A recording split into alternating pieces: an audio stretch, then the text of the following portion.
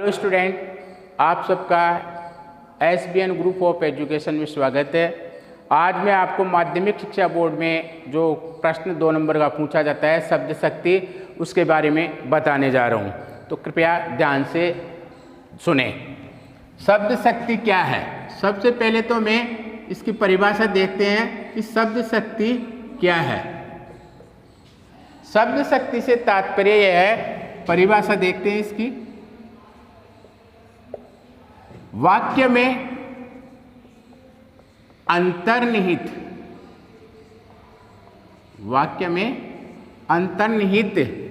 अर्थ को प्रकट करने वाला व्यापार ही शब्द शक्ति कहलाता है। शब्द शक्ति कहलाता है। अर्थात जो वाक्य दिया गया है उसको पढ़ने वाले को उसका भाव समझ में आ जाए, वो शक्ति शब्द शक्ति कहलाती है। अब शब्द शक्ति 3 प्रकार की होती है। शब्द शक्ति को 3 भागों में बांटा गया है। सबसे पहले है भाग है इसके 3। एक है, पहले नंबर पे है अभिधा शब्द शक्ति। दूसरी है लक्षणा शब्द शक्ति, और तीसरी है व्यंजना शब्द शक्ति। इस प्रकार से शब्द शक्ति को 3 भागों में बांटा गया है। अभिधा शब्द शक्ति, अभिधा शब्द शक्ति से तात्पर्य ऐसे शब्द शक्ति से है जो सरल शब्दों में, जिसका अर्थ सरल शब्दों में बताया गया हो, जैसा लिखा जाता है उसका वैसा ही अर्थ ग्रहण कर लिया जाता है, वहाँ अभिधा शब्द शक्ति होती है। तो अब इसके बारे में देखते हैं। सरल शब्दों में, सरल एवं सीधे भाव जिसमें प्रकट होते हैं वह अभिधा शब्द शक्ति कहलाती है। अभिधा शब्द शक्ति कहलाती है। यानी जो वाक्य कहा गया हो, जैसे लिखा गया हो, वैसे ही बोला गया हो, उसका भाव वैसे ही ग्रहण कर लिया जाए, ऐसी शब्द शक्ति अभिधा शब्द शक्ति कहलाती है। जैसे उदाहरण देख के इसका उदाहरण, सीता खाना पका रही है। सीता खाना पका रही है। अर्थात एकदम सीधा और सरल वाक्य है कि भाई सीता खाना पका रही है, सीता खाना पकाने का कार्य कर रही है। तो ऐसा जो शब्द है, ऐसा जो भाव है, वहाँ पर अभिधा शब्द शक्ति होती है। सरल और सीधे शब्दों में, सरल और सीधे शब्दों में जैसे बोला जाता है, जैसे लिखा जाता है, उसी के अनुसार उसका अर्थ ग्रहण कर लिया जाता है, वहाँ अभिधा शब्द शक्ति कहलाती है। यानी जिसमें इसमें जो विशेष जो बात है, विशेष के लिए देखते हैं इसकी पहचान के लिए। पहचान में क्या है कि मुख्यार्थ का बोध होता है इसमें। इस शब्द शक्ति में मुख्यार्थ का बोध होता है। मुख्यार्थ का बोध होता है। यानी मुख्य अर्थ, मतलब वाक्य का मुख्य अर्थ ग्रहण कर लिया जाता है। जैसा कहा जाता है वैसा उसका अर्थ ग्रहण कर लिया जाता है। मुख्यार्थ का अर्थ बोध होता है। अब दूसरे नंबर पे आ रहे हैं। यहाँ दूसरे नंबर पे आपके आ रही है लक्षणा शब्द शक्ति। दूसरे नंबर पे है लक्षणा शब्द शक्ति। लक्षणा शब्द शक्ति ऐसा शब्द शक्ति, ऐसी शब्द शक्ति जिसमें मुख्यार्थ में बाधा उत्पन्न होती हो, मुख्यार्थ में बाधा उत्पन्न होती हो और लक्षणों के आधार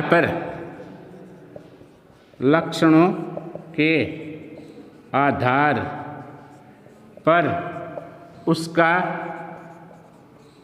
अर्थ ग्रहण किया जाता है, अर्थ ग्रहण किया जाता है।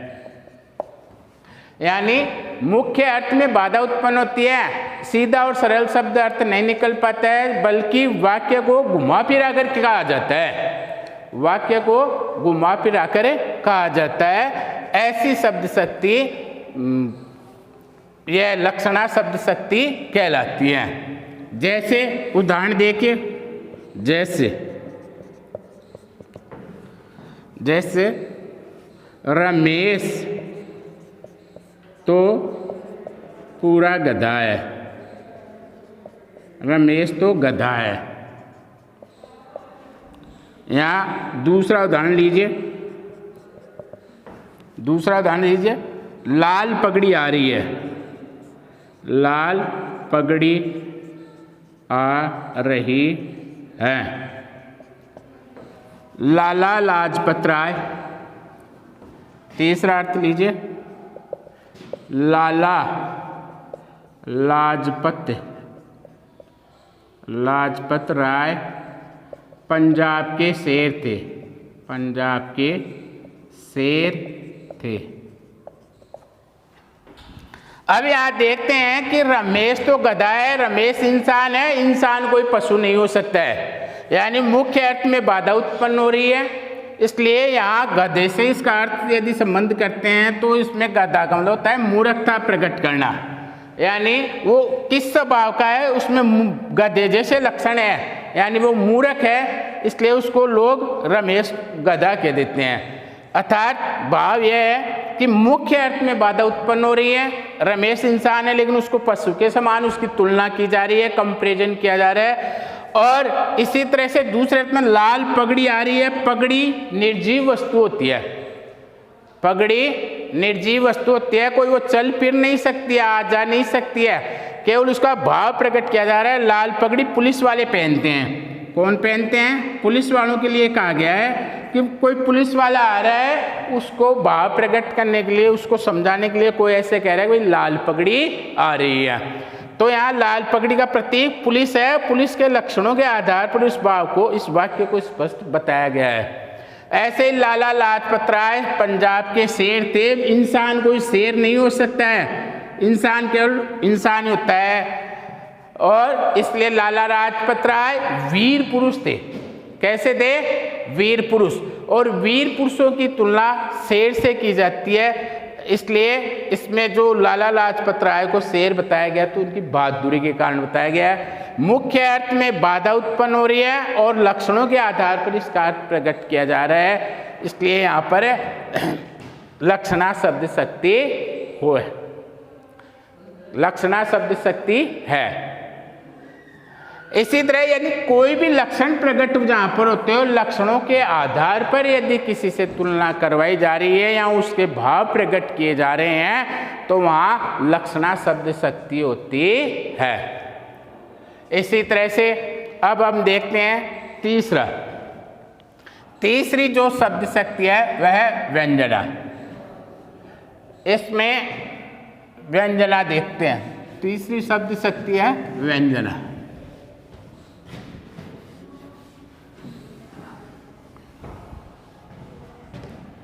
व्यंजना शब्द शक्ति,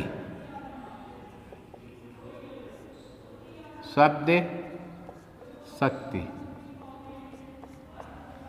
व्यंजना में इसकी परिभाषा देखते हैं कि मुख्यार्थ जिस वाक्य में न तो मुख्यार्थ हो न तो मुख्यार्थ हो और ना ही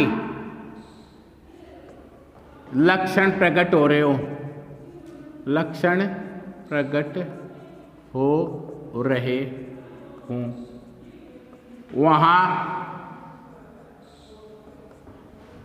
वहाँ व्यंजना शब्द शक्ति होती है। व्यंजना शब्द शक्ति होती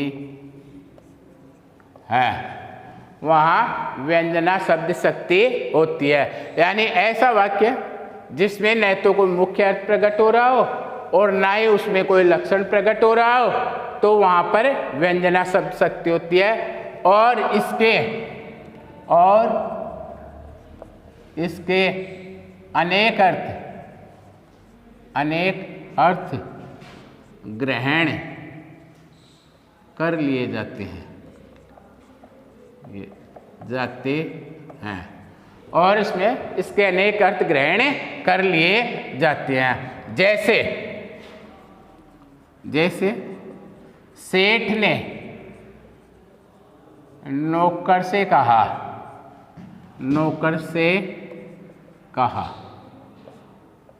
सेठ ने नौकर से कहा, संध्या हो गई है, संध्या हो गई है, संध्या हो गई है। अब इस वाक्य में सेठ ने नौकर से कहा संध्या हो गई है, यानी सेठ उसको कोई बात सीधी न कहकर उसको ऐसे कह चुका है कि संध्या हो गई है। अब नौकर उसको कैसे इसका भाव ग्रहण करता है कि वो समझेगा कि दुकान, नौकर इसको कैसे इसका अर्थ ग्रहण करेगा कि जैसे दुकान बढ़ाने का टाइम हो गया है, दुकान बंद करने का समय हो गया है। या दूसरा अर्थ और ग्रहण कर सकता है कि घर जाने का समय हो गया है, घर जाने का समय हो गया है, घर जाने का समय हो गया है। या उसको ऐसे समझ लेगा कि और अन्य भावों से प्रकट करेंगे तो उसका और अर्थ निकाल लेगा कि भाई दिया बत्ती करने का समय हो गया है, दिया बत्ती का समय हो गया है। यानी वाक्य एक है लेकिन उसके अर्थ अनेक ग्रहण कर लिए जाते हैं और मुख्य अर्थ में बाधा उत्पन्न हो रही है, लक्षण इसमें किसी प्रकार के प्रकट नहीं हो रहे हैं। तो जहाँ मुख्य अर्थ में बाधा उत्पन्न हो और जहाँ लक्षण उत्पन्न नहीं हो रहे हो तो वहाँ पर व्यंजना शब्द शक्ति होती है। तो फ्रेंड्स, आज के लिए आपको शब्द शक्ति का यही पॉइंट विराम देता हूँ। नेक्स्ट जब क्लास लेंगे उसमें और 2 नंबर का बताया जाएगा।